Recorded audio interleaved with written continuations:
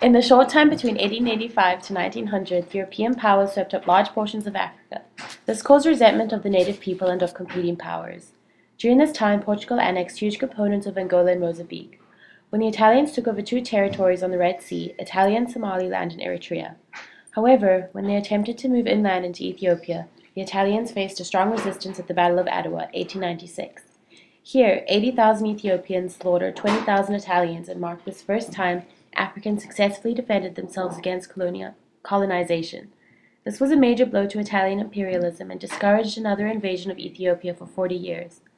The minor states of Italy, Spain, and Portugal only were able to have such sizable holdings in Africa because the major powers, England, France, Germany, preferred this territory to be held a minor state instead of one of its rivals. Bismarck was reluctant to enter the colonial race. Therefore, Germany did not enter until the 1880s, when she established colonies in German East Africa, the Cameroons, Togo, and German Southwest Africa. German imperial planners hoped that someday the Congo and the Portuguese colonies would join German East Africa and the Cameroons to make the German belt across the African heartland. The French controlled West Africa from Algeria across the Sahara and the Sudan. French planners dreamed of a solid French belt from Dakar to the Gulf of Aden. This was known as the French East to West belt. The French and German East to West belts were to be divided by the British North to South belt, which was imagined as an African British from the Cape to Cairo. British control was already established in Kenya and Uganda, and Cecil Rhodes pushed northward from the Cape of Good Hope to Rhodesia. Egypt had been a British protectorate since 1882, and in 1885 they began to support distant Egyptian claims to the Upper Nile.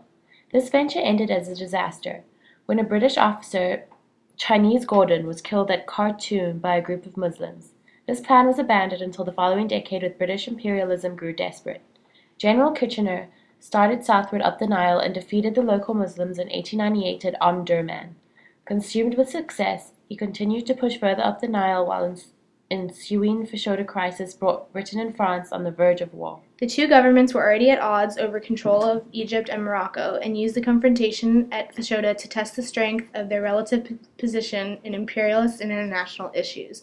When both nations refused to yield Fashoda to the other, the British threatened to fight. However, the French were insecure of Germany in Europe and still felt the weakening effects of the Frankfurt Treaty, decided not to take the risk. They backed down, causing Anglo-French relations to reach an all-time low. In 1890, Cecil Rhodes became Prime Minister of the Cape Colony and primarily responsible for the Cape to Cairo dream. However, the two small states of Transvaal and the Orange Free State, which were home to the Afrikaners, were obstacles to the success of this plan. The Afrikaners were Dutch people who originally settled in the Cape of Good Hope during the 17th century. Then after 1815, when England annexed this land, they made the great trek to escape British rule. The English named the Boers from the Dutch word for farmer, because they were a simple and old-fashioned people.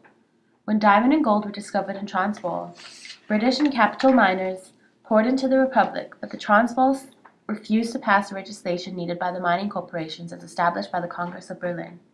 Angered, Cecil Rhodes rashly attempted to cause revolution in the Transvaal by sending an armed party, headed by Dr. Jameson, over its borders. This became known as the Jameson Raid, was a major failure. Not only did the Transvaal stay strong, but in Europe a great outcry went up against the British for bullying a smaller state.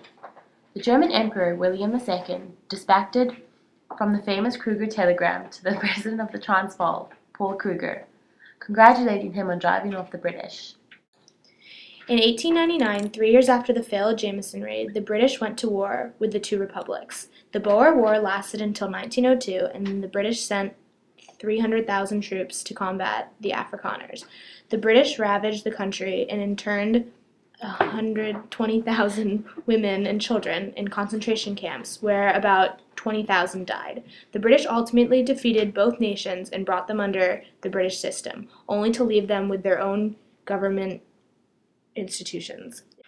In 1910, the Transvaal, Orange Free State, Cape Colony, and Natal were combined to form the Union of South Africa, which received semi-independent status. The Jameson Raid and the Boer War showed the bottomless unpopularity of the British among European states.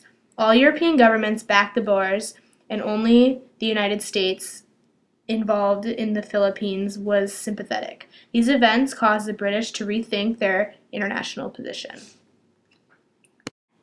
The rivalries between the great powers embittered international relations and heightened tensions between the powers.